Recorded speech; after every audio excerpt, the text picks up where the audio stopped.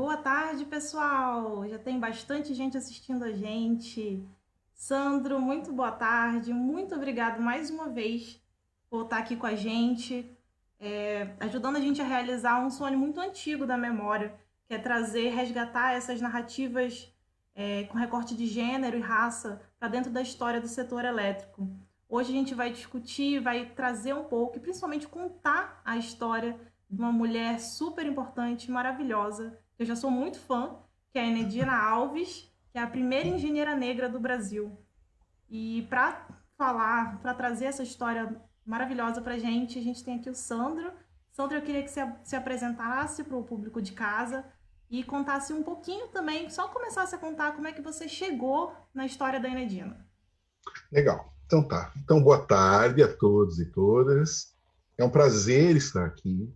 Divulgar a trajetória da Edina é algo ímpar para mim, assim, né? Bem, vamos lá.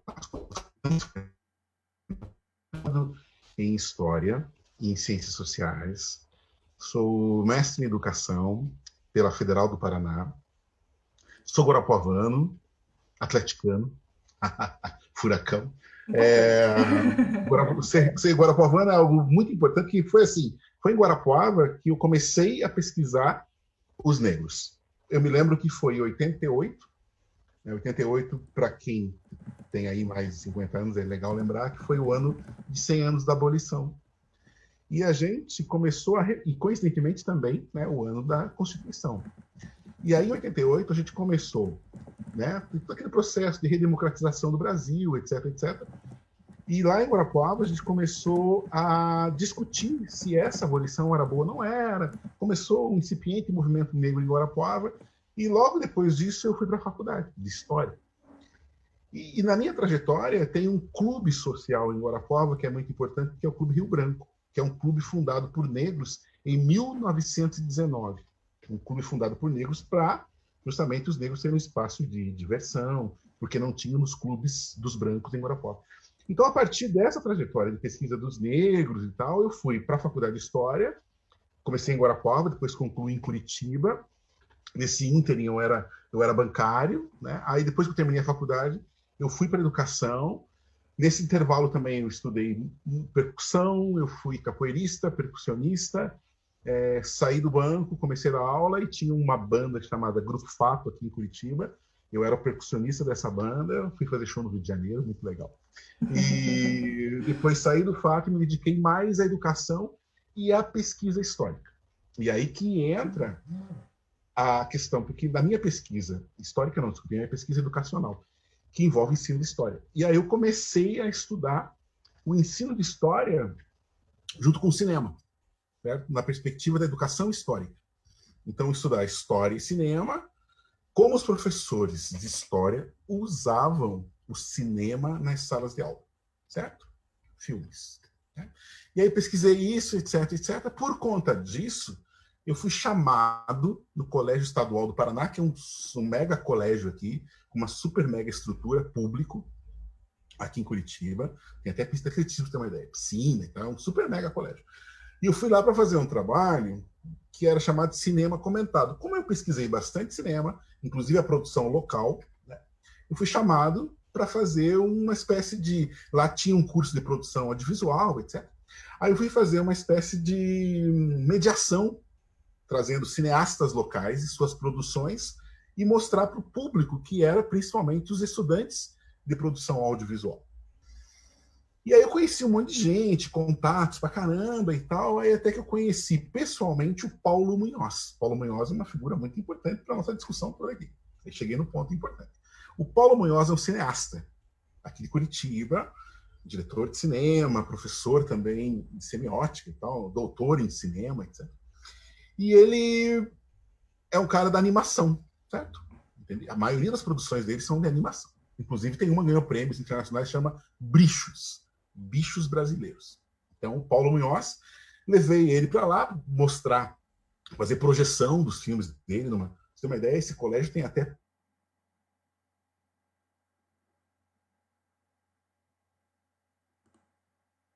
Paulo lá. Travou tudo? Tá tudo, Opa, deu uma travadinha aqui, eu parei de escutar tá o tudo bem? Tá me ouvindo? seu. Deu uma travada. O seu Mas tudo bem. som. Agora você me escuta normal?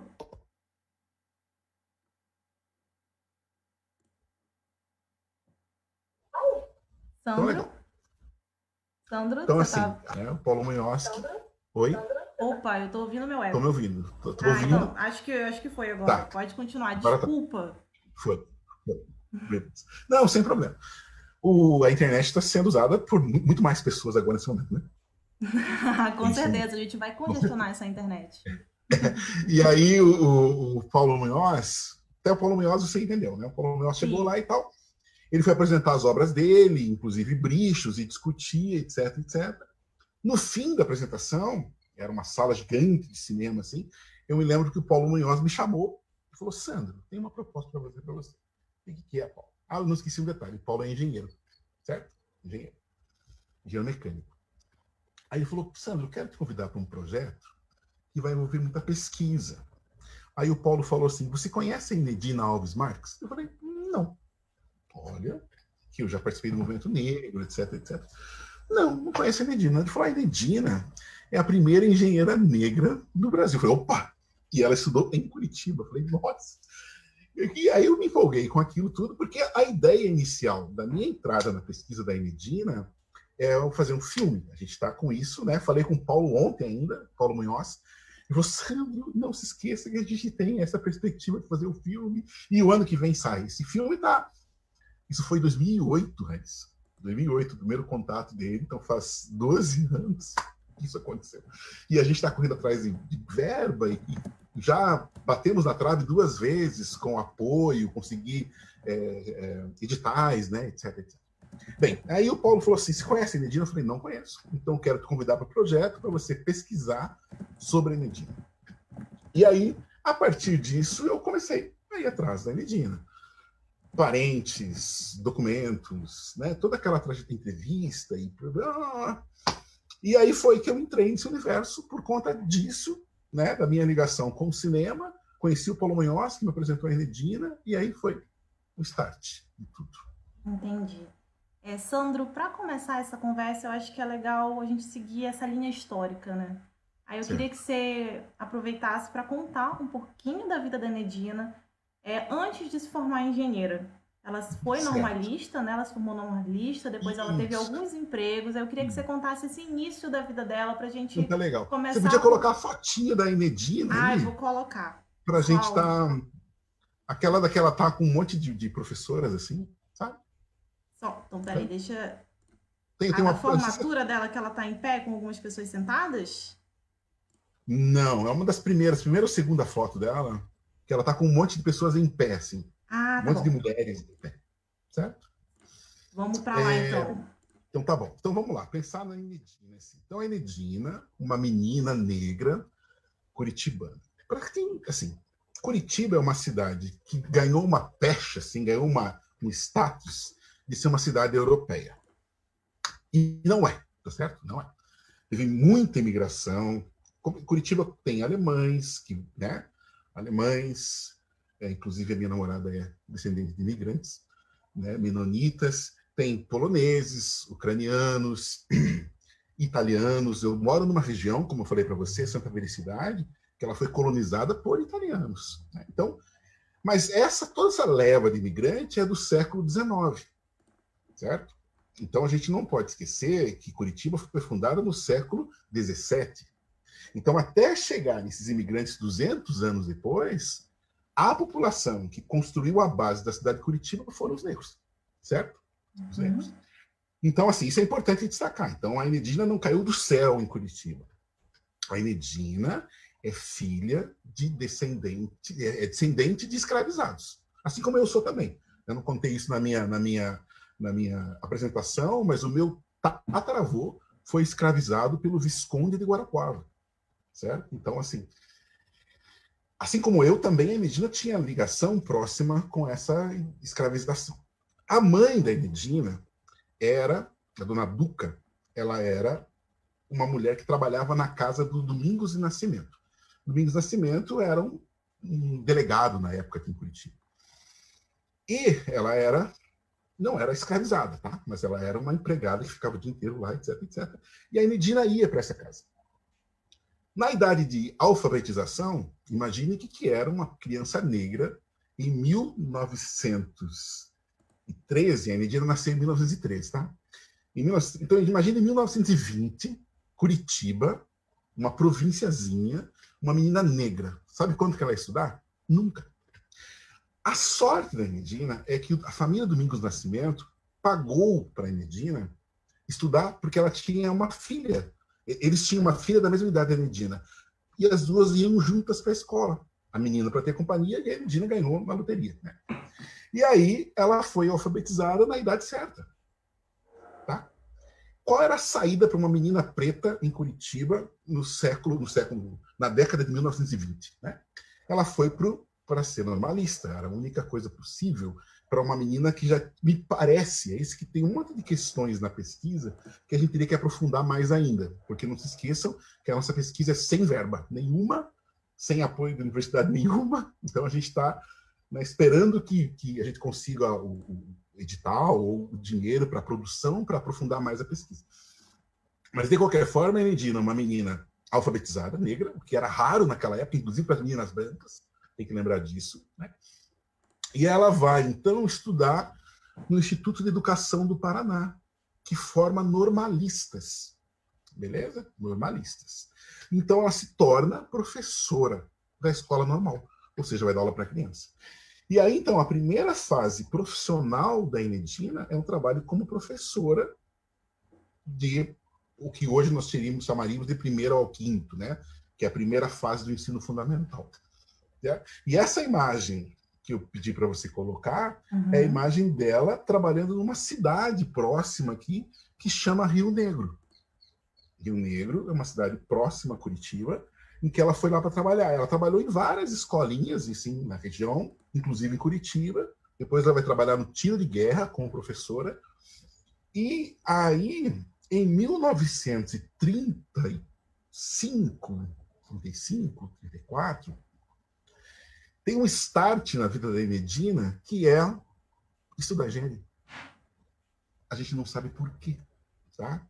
A gente não sabe por quê. Qual que é a grande dificuldade da pesquisa? Vou adiantar uma coisa para vocês aqui. É que a Enedina não deixou herdeiros. A Enedina morreu solteira, teve namorados ao longo da vida dela, mas ela não tinha muita proximidade com a família dela. Então, a Enedina, assim, a gente tem lapsos de construir a história da Enedina, tem poucas imagens da Enedina, né? Mas temos imagens, felizmente. Então, por conta dessa afastamento dela familiar, né? E, é claro, da ausência de registros também. Mas, de qualquer forma, a trajetória dela até chegar a ser normalista era uma exceção à regra tanto das mulheres e principalmente das mulheres negras. Então, a Enedina conquista um espaço que pouquíssimas mulheres negras conquistaram na época. Uma professora normalista, né, em Curitiba e tal, em 1934. Aí, nessa época, então, ela resolve estudar engenharia. E aí tem uma coisa interessante que a gente não pode esquecer também, que naquela época ensino público inexistia. Tá? Então, a Enedina, ela paga para estudar. Ela vai fazer numa escola aqui de Curitiba que chama Novo Ateneu, privada, ela vai fazer a madureza, que seria uma espécie de atualização educacional, assim, para ela poder ingressar na Universidade do Paraná, porque era a Universidade do Paraná, não era a Universidade Federal, tá? Era a Universidade do Paraná. A Universidade do Paraná foi federalizada só nos anos 50. Então, quando a Enedina estuda, a universidade é privada. Então, ela paga a madureza, 3 anos de madureza, depois ela entra no ginásio paranaense para fazer uma espécie de pré-engenharia, para poder entrar na faculdade de engenharia, e em 1939, 40, ela entra na faculdade de engenharia.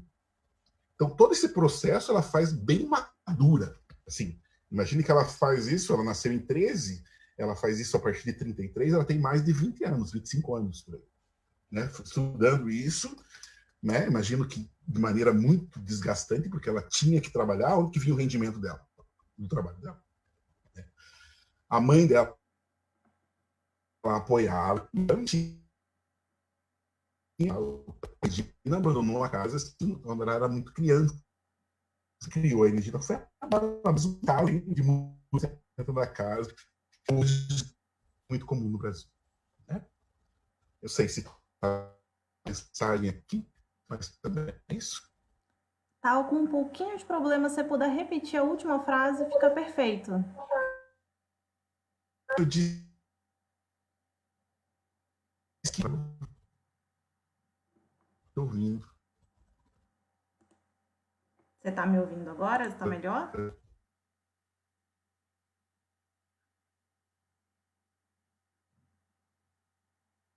Sandro?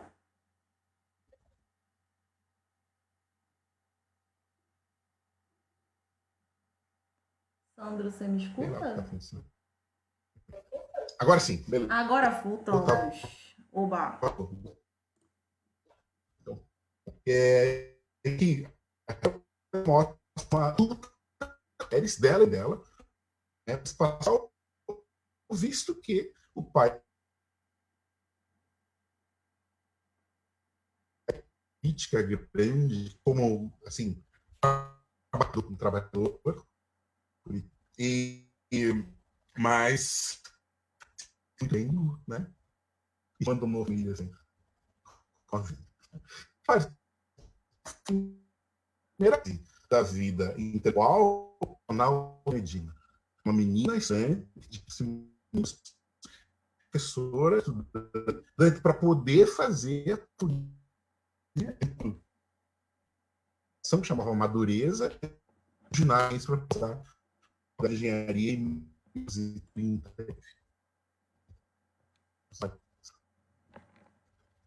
Sandro, a gente está com um pouquinho de problema no áudio. Eu não sei se você está me escutando perfeitamente. Tô ouvindo Ah, perfeitamente você. é engraçado, assim, tem pequenos momentos que dá um problema no áudio. Algumas pessoas estão comentando isso aqui na nossa publicação, falando que tá. Mas eu acho, agora eu te escuto perfeitamente. Você também me Eu escuta? também, tô ouvindo tranquilo, tranquilo. Ah, então tá. Eu Então também. vamos continuar, pessoal. Se tiverem mais algum problema, vocês falam que eu tô acompanhando aqui os comentários. Sandro, a Enedina, assim, pelo pequeno esse início da história que você contou, ela rompeu barreiras, não só por ser Sim. uma mulher num curso de engenheira, né, que já era uma exceção muito grande, mas ela era uma mulher Sim. negra. E aí nesse curso Isso. que é composto majoritariamente por homens brancos e que a gente continua a ver no mercado de trabalho agora, né? A gente continua a ver esse reflexo. Aí eu queria que você Isso. contasse um pouco mais sobre todos esses obstáculos do machismo e do racismo enfrentados por ela nessa trajetória acadêmica. Legal. Bem, um pouco disso tem na história, nesse livro aqui, vocês conseguem ver, né? Fatos e Reminiscências da Faculdade do Paraná, né? Da Faculdade de Engenharia, Universidade Federal do Paraná. Esse livro aqui conta um pouco das dificuldades dela como engenheira, desculpe, estudante de engenharia. Regina não foi a primeira mulher a entrar na faculdade de engenharia, mas foi a Uhum. primeira a se formar. Né? Então teve uma outra antes dela que desistiu. Né? Então ela não é A só a Enedina primeira mulher sofreu negra, ela é a primeira mulher a se formar aqui em nessa Curitiba, em sim. Curitiba. Ah, É entendi. assim, no sul do Brasil. Na verdade, no sul do Brasil, ela é a primeira engenheira, certo? E no Brasil todo, ela é a primeira engenheira negra. Nossa, que Tinha outras engenheiras. representatividade. Maluco isso, né? Maravilhoso, maravilhoso. E aí a Medina, ela sofre preconceito de alunos e de professores. Ela tem uma coisa interessante na trajetória da Medina, assim, quando ela estava estudando, porque imagine o que era se deslocar em Curitiba em 1940. A família dela morava num bairro distante, que hoje não é distante, mas na época era muito distante do centro, que é o Portão, né? E aí, ela, pela dificuldade de deslocamento da Medina, o Caron, a família Caron, acolheu a Enedina. A família Caron morava perto da Universidade Federal do Paraná. E a família Caron acolheu a Enedina. A Enedina trabalhava para eles, cuidava da dona Eleni Caron. Isso é bem legal, porque a dona Eleni Caron foi uma das principais fontes da nossa pesquisa. Conseguiu entrevistar a dona Eleni Caron. Infelizmente, 3 meses depois da entrevista, ela faleceu. Mas a dona Eleni Caron, ela conseguiu mostrar, e tem fotos da Enedina, inclusive com a dona Eleni, etc. A Dona Eleni, então, a família Caron, onde a Dona Eleni era criança na época, acolheu a Enedina para possibilitar que ela ficasse mais fácil os estudos da Enedina. A Enedina ajudava em casa, cuidava da Dona Eleni, criança, né? E a Dona Eleni conta que, assim, ela, muitas vezes, de madrugada, ela via a Enedina com uma princesa, um criado mudo, assim, e estudando pra caramba de madrugada para poder dar conta dos estudos. Por quê? De novo, né? Uma coisa que um amigo meu, Carlos Alberto, que é professor lá na Universidade do Recôncavo, da Bahia, ele diz assim, que a Enedina, que os negros têm que provar 2 vezes a mais que são melhores. Então, os professores, principalmente um determinado professor chamado Flávio Suplicy de Lacerda, cobrava da Enedina mais do que cobrava dos alunos. Então, ela tinha que provar que era muito melhor que os alunos para poder passar.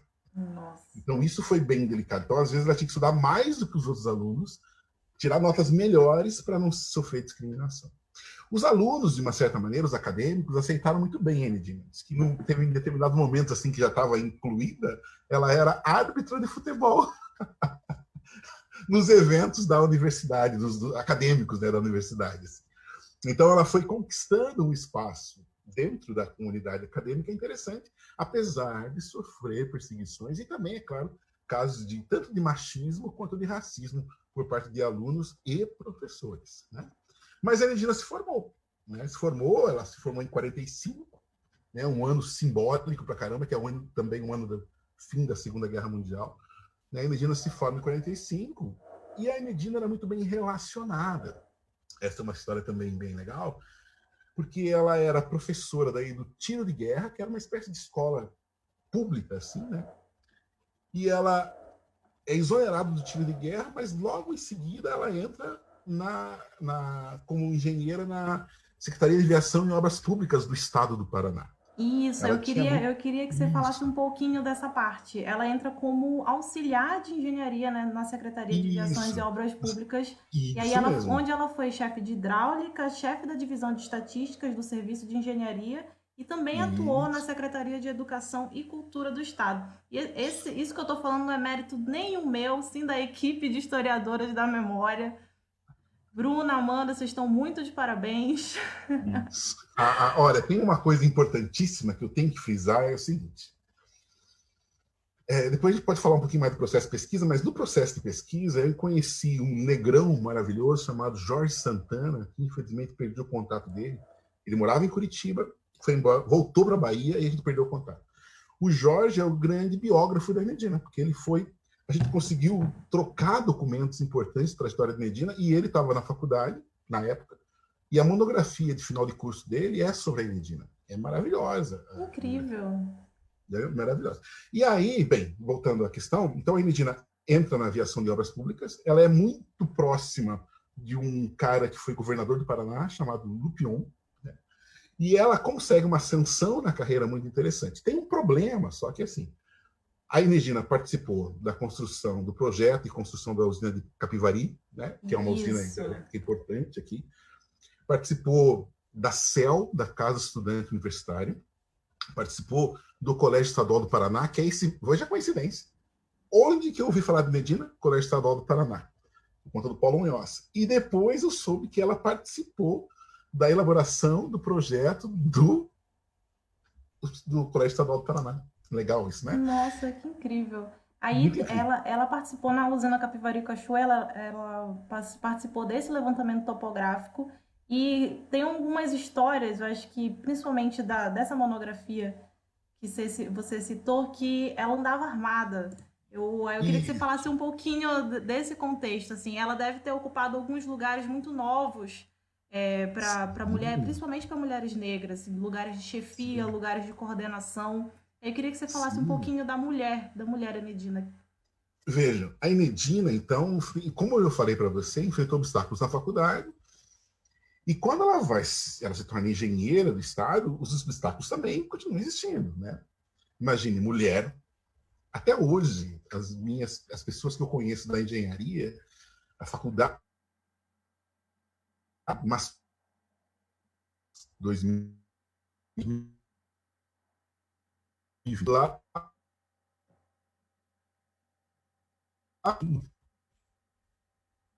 E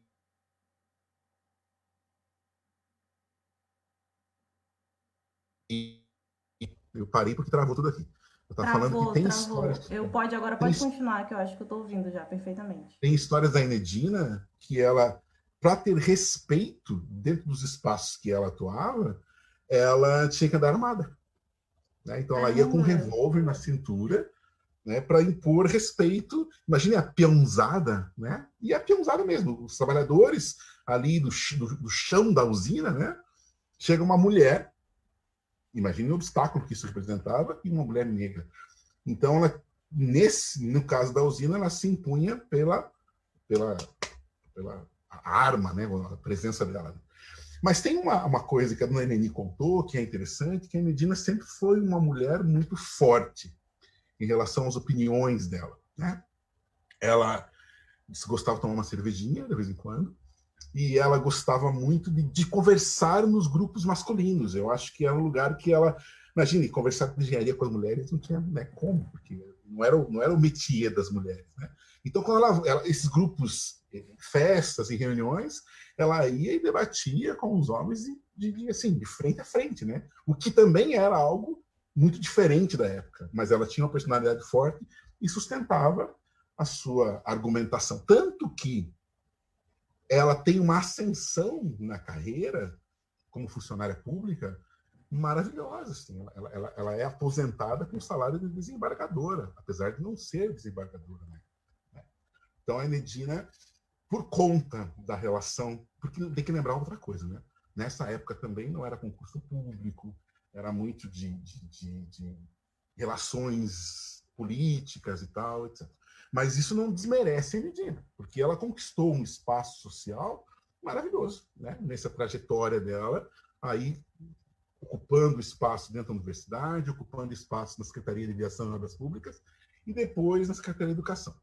Na Secretaria de Educação, é um problema de documentação que a gente tem. A gente precisaria entrar mais nisso, e por falta de grana, como eu disse, né, no começo, a gente, assim que consiga uma produção melhor, uma pré-produção melhor para o filme, a gente tem que vasculhar muitas coisas.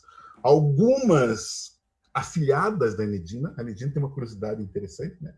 Como ela era uma mulher de destaque, eu penso que os lugares que ela acessava, as pessoas queriam convidá-la como modelo para os seus filhos, entendeu? Como então? Então a Enedina tem um monte de afiliado, um monte. Tanto que a dona Eleni contou que a filha da dona Leni é uma das últimas afilhadas da Medina. Diz que ela só foi de amizade, muito tempo delas, porque ela não aguentava mais ter afilhado. Já tinha vestido o saco de todo afilhado que a Medina tinha. Sandro, muito legal você falar que ela teve esse reconhecimento em vida, né? Do esforço e da determinação dela enquanto profissional. Ela também ela foi reconhecida ela tem o seu nome, né, no livro do mérito do Conselho Federal de Engenharia e Agronomia. Ela também dá nome à placa de rua em Curitiba e tem uma inscrição de bronze no Memorial da Mulher Pioneira. Também Isso. batiza o Instituto de Mulheres Negras de Maringá e Uhum. tem esse importante estudo que foi desenvolvido, que você citou, pelo Jorge Luiz Santana. Mas, Sandra, eu queria que você fizesse uma análise se a história dela é reconhecida. Assim, a gente vê que assim, ela teve essa importância reconhecida em vida, ela dá nome para esses Uhum. importantes símbolos, né, sociais, nome de rua, inscrições. Mas a história dela é uma história difundida que as pessoas têm acesso? Não, muito pouco. Ela não é muito conhecida. Ela, atualmente, por conta, eu penso que do trabalho do Jorge, o meu trabalho, e principalmente, eu acho que eu não posso esquecer de citar isso, é o Instituto de Engenharia do Paraná. Então, os engenheiros, não é à toa que eu ouvi falar da Medina por meio de um engenheiro, são os engenheiros que divulgam a importância da Medina. Né? Então, assim, o túmulo da Medina, no cemitério aqui de Curitiba, foi restaurado pelo Instituto de Engenharia do Paraná. Então, a Medina, os engenheiros, um outro pesquisador da Medina, o Guilherme Falcão, engenheiro, o Defonso Pupi, engenheiro. Né? Então, essas pessoas, elas valorizam a Medina e elas conseguiram divulgar a Medina. Tem um detalhe interessante, assim, uma coisa ruim e boa ao mesmo tempo. Tá? Ruim por quê? Quando a Enedina faleceu, a Enedina morava sozinha. A Enedina viajava muito, muito. Super faceira, assim. Fico imaginando, né, a Enedina, me lembra as minhas tias, assim, né? Uma negrinha baixinha, faceirinha, assim, que gostava de conhecer coisas. E ela viajou pra caramba, foi para Israel, Estados Unidos, tal, né? E a Enedina, por conta de viajar muito, e ter muitos amigos que ela visitava, e muitos afiliados, etc, etc, ela, nos anos 80, no começo, né, da década de 80, quando ela faleceu, em 1980, ela faleceu em casa sem ninguém saber. Então ela ficou um tempo morta dentro do apartamento. Como ela morava sozinha e ninguém a conhecia, ninguém se ficava controlando a vida dela, digamos assim, né? A relação com os parentes era muito distante. Então ela faleceu no apartamento.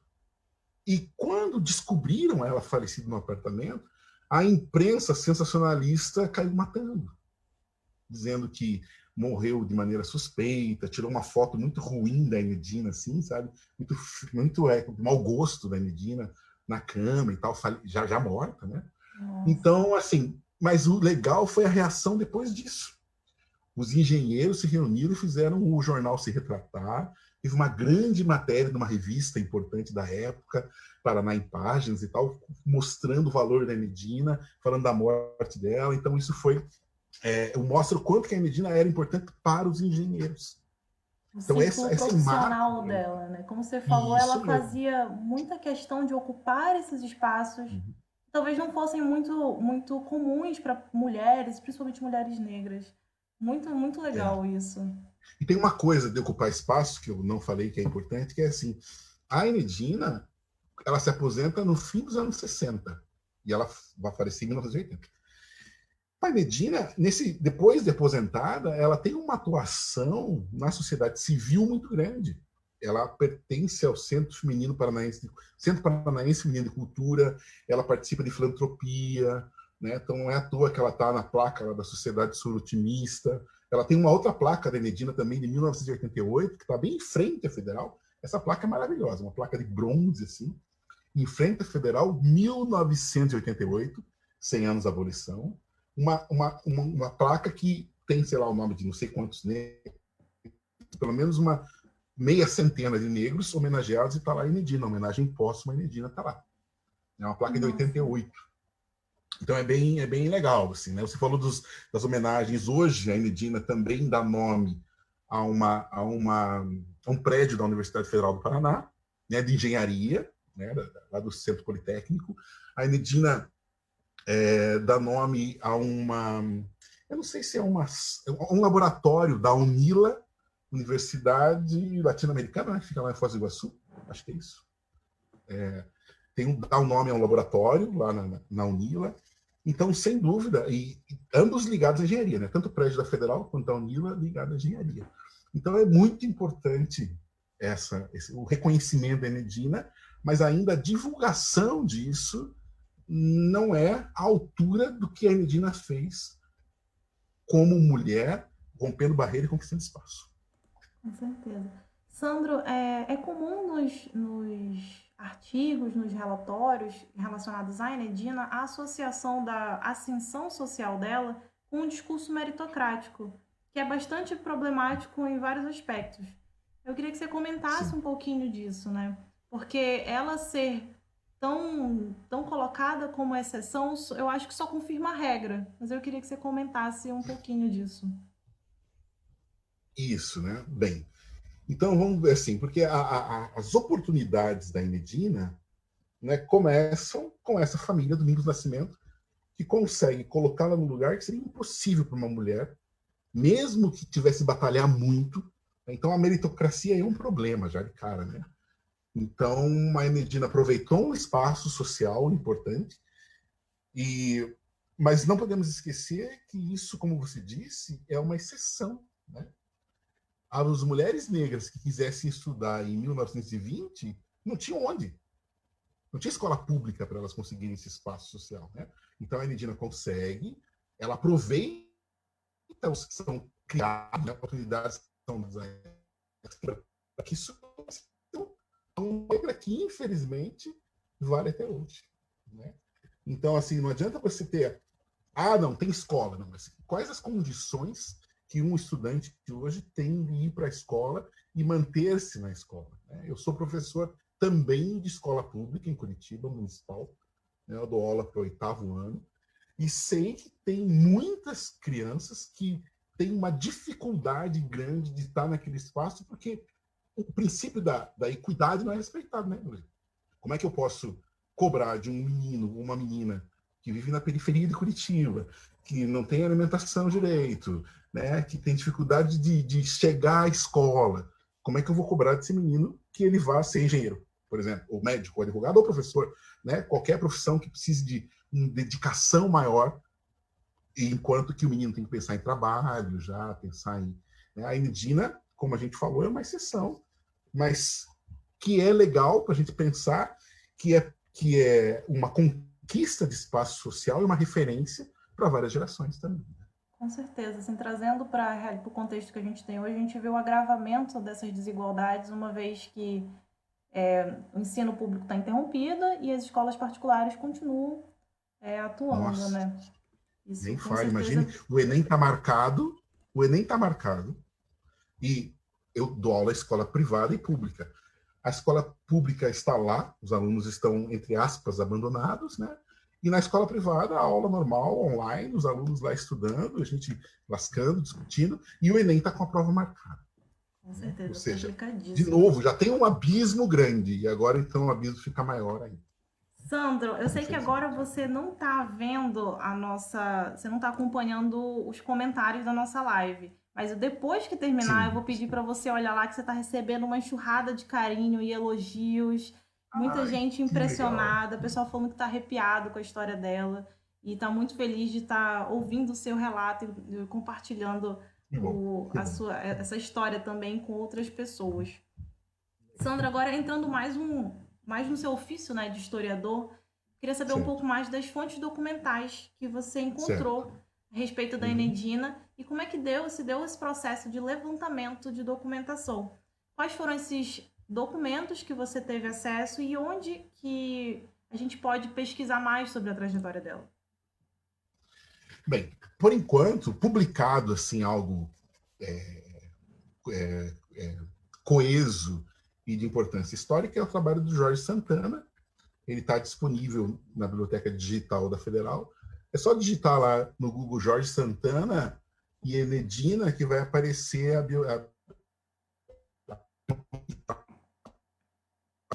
monografia dele, que é o que tem de mais consistente. Né? Bem, a minha pesquisa seria assim: o Paulo coloca isso para mim, eu começo a procurar informações. Primeiro, a partir das referências que a gente tinha, a Sociedade Sorotinista, que é a sociedade que fez aquele monumento de bronze à homenagem às mulheres pioneiras do Paraná. Então, a partir dessa referência, Maria Nicolá, que é uma pesquisadora maravilhosa, infelizmente falecida, e a Pura da Anunciação, duas mulheres historiadoras, a partir delas eu comecei a pesquisar, a ampliar minha pesquisa. Aí eu fui no arquivo público para saber a trajetória profissional da Enedina dentro do estado do Paraná, né, como professora, depois como engenheira, mas há pouca informação na ficha funcional da Enedina, cheia de lapsos, assim, tanto que a parte da Secretaria de Educação que ela vai trabalhar está registrado, mas não diz o que ela fazia, como fazia ou não fazia. Eu fui à Secretaria de Educação, no tempo restrito que eu tenho, não acharam nenhuma documentação sobre a passagem da Enedina na Secretaria de Educação. Isso é um problema.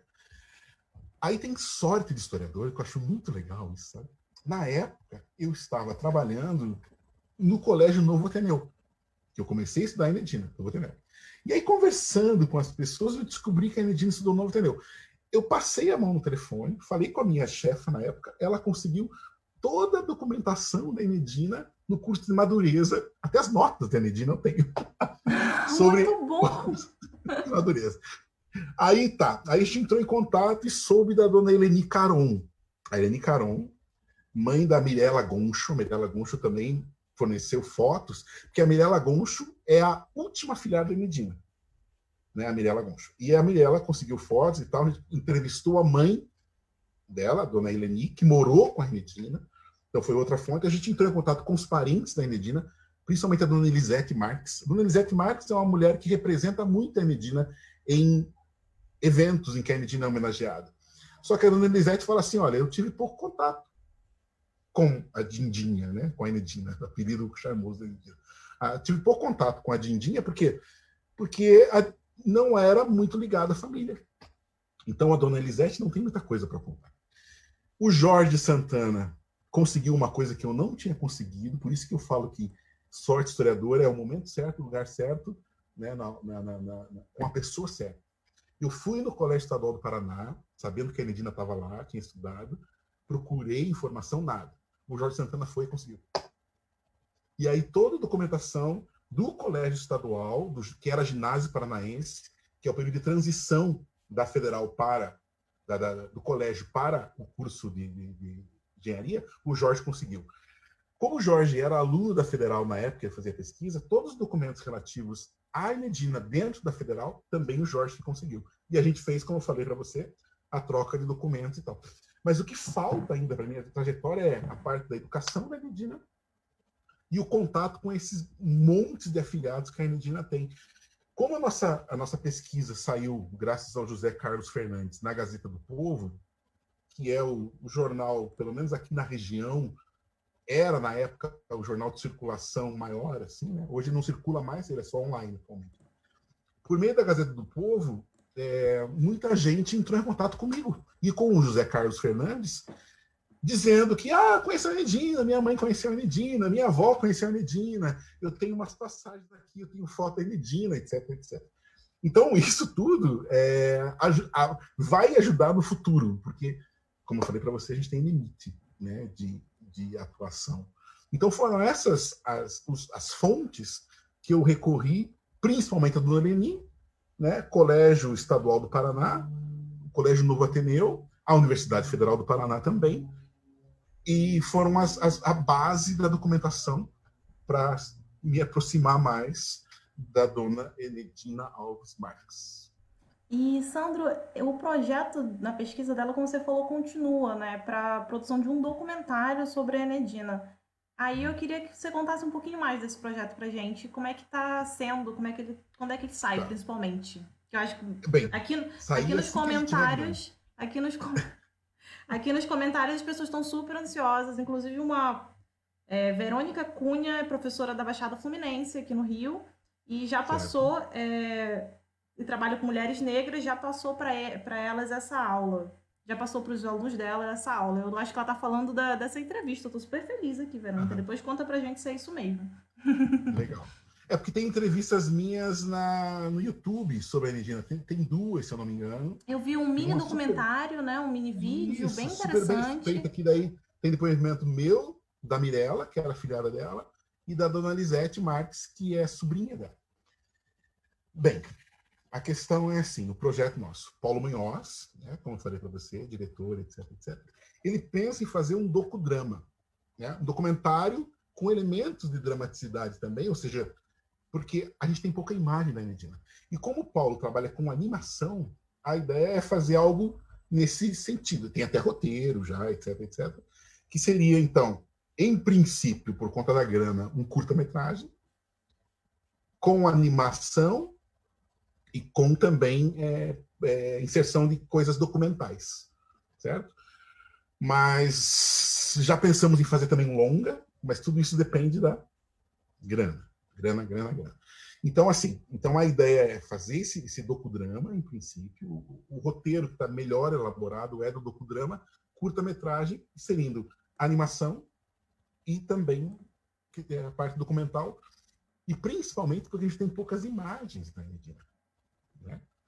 Como eu comentei com você no começo, né? Infelizmente, por conta da questão social, apesar de que a Enedina tem uma facilidade que é a inserção dela na falta de outras palavras, mas na sociedade branca de Curitiba, assim, ela entra bastante, né? Por conta dessa ascensão social dela e das pessoas terem a Enedina como referência. Então, ela é afilhada madrinha de casamento, madrinha de formatura, madrinha de né? Ela tem por conta disso, mas falta ainda. Entendi. Sandro, tem algumas perguntas. Opa, deu uma falhazinha. Agora voltou. Tudo bem. A Fernanda Monteiro tinha perguntado se tem algum arquivo pessoal da Enedina.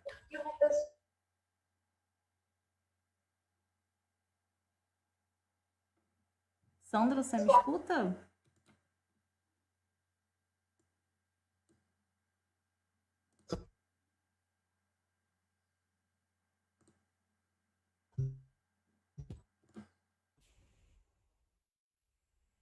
Acompanhando para cá? Sandro. Sandro?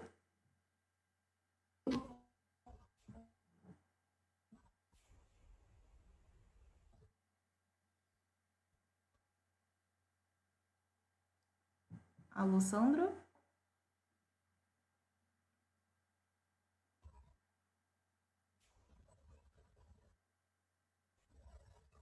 Agora vê. Opa, acho que agora funcionou.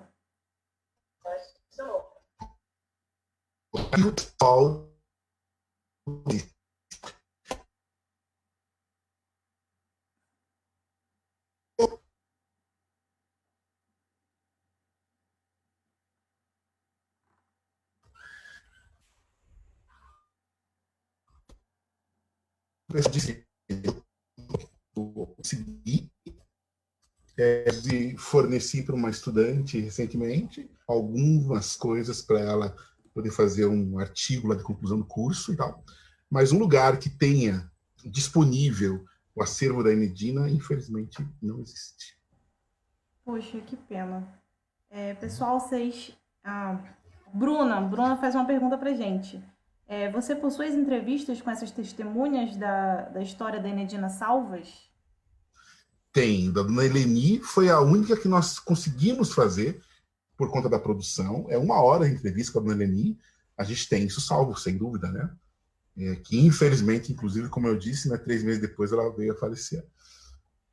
Mas é a única. O Jorge tem uma entrevista que eu também tenho salvo. O Jorge passou para mim do seu Adelino, que é um homem negro, um engenheiro negro, que estudou também na Universidade do Paraná, um pouco depois da Enedina. Mas ele lembra da conjuntura da época e ele tem depoimento muito legal sobre isso também. A gente também tem um arquivo dessa entrevista, mas são as duas grandes entrevistas que nós temos a respeito da Enedina, são essas duas exclusivamente. E aí tem também da dona Lisete Marques, que é esse documentário que eu falei para vocês, né? Uhum. E tem também da Mirella, que também está no documentário. É fácil de acessar, que é um documentário feito pelos formandos da Unespar, de cinema da Unespar, foi lançado no fim do ano passado. Nossa, que legal. A Marina Valentim tá aqui. Queremos documentário. Enquanto não sai, ela pode. Marina, você pode procurar esse que eu acho que vai dar para dar um gostinho.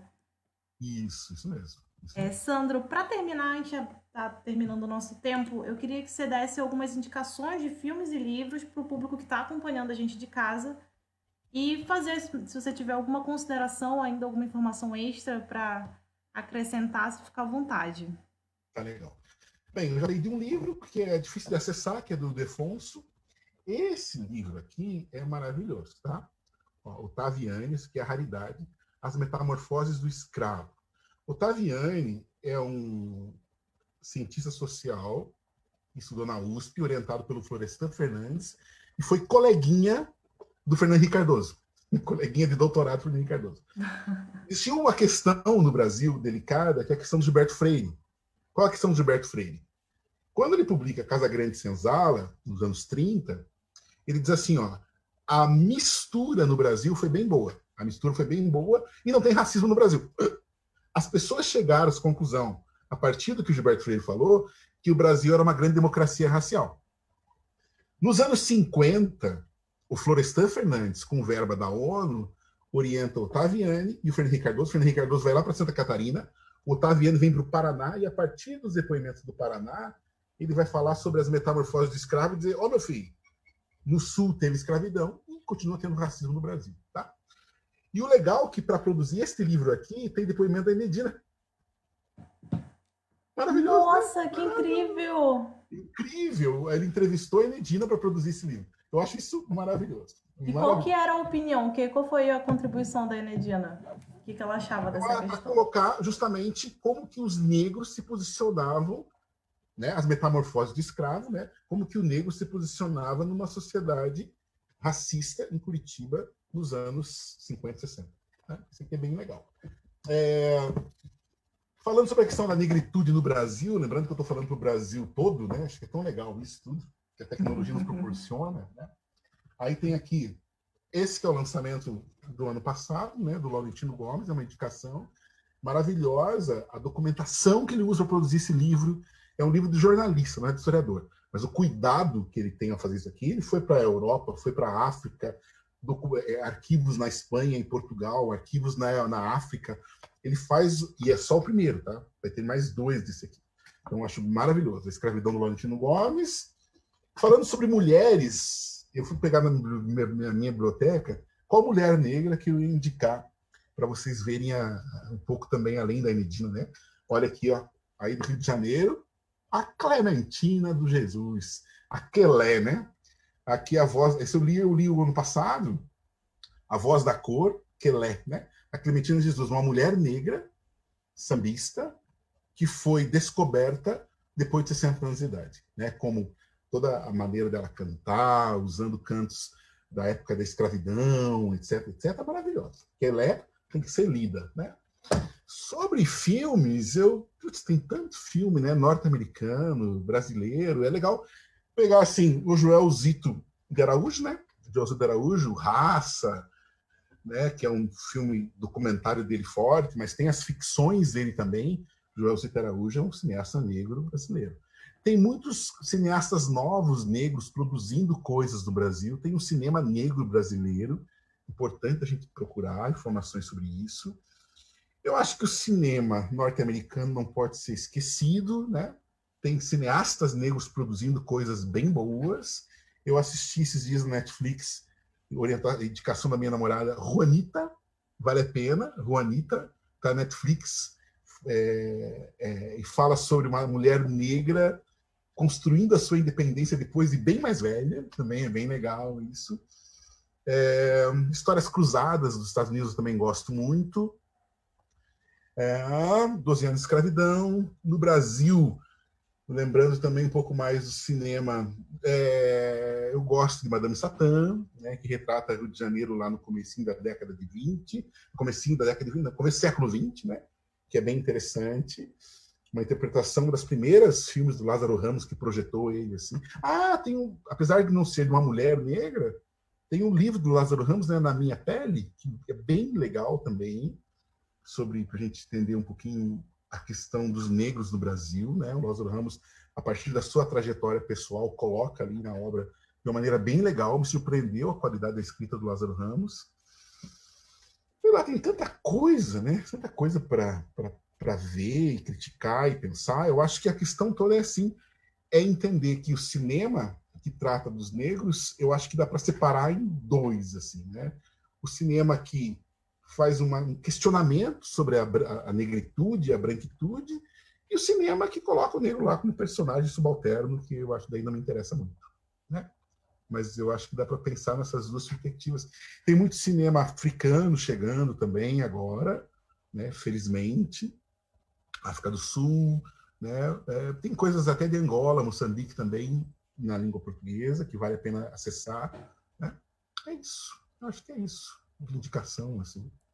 Tá bom? Só até o final do ano, eu acho que o nosso público já tem uma lista bem boa. É verdade. É verdade. Muito bom, Sandro. Poxa, muito obrigada. Eu acho, assim, por mim, assim, foi incrível esse bate-papo por você. O pessoal de casa trouxe muito carinho. Eu sugiro fortemente que você vá lá receber, depois da nossa publicação no Facebook, receber esse carinho pessoal. Legal, eu vou fazer Eu isso. acredito que tem vários alunos seus, todo mundo te chamando de professor. Eu voto por você dar meio ponto para quem assistiu, sim. Bom, vou fazer isso.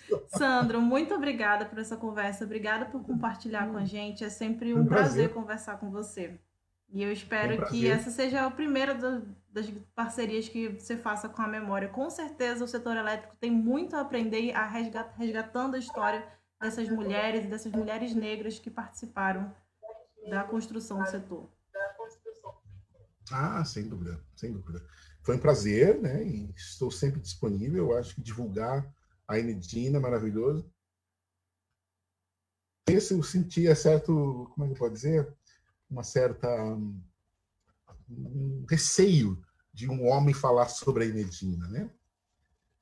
Mas eu me sinto à vontade por ser um pesquisador, historiador e também então eu consigo me perdi esse medo, mas eu acho legal também que mais pesquisadoras e pesquisadoras vão atrás disso e procurem saber e façam leituras dessa narrativa da Enedina, que é maravilhosa.